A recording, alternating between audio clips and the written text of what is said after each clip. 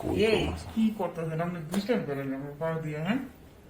আরে দুলাভাই শালি তো একটু না দুষ্টামি হয়। তারপর দেখ কি করে লিখছে বেটা। তো কি হয়েছে? আমি একেবারে দূর ও কথা বল বলেছে কথা না, বল কথা বল। বলেছে না, একেবারে বলেছে না।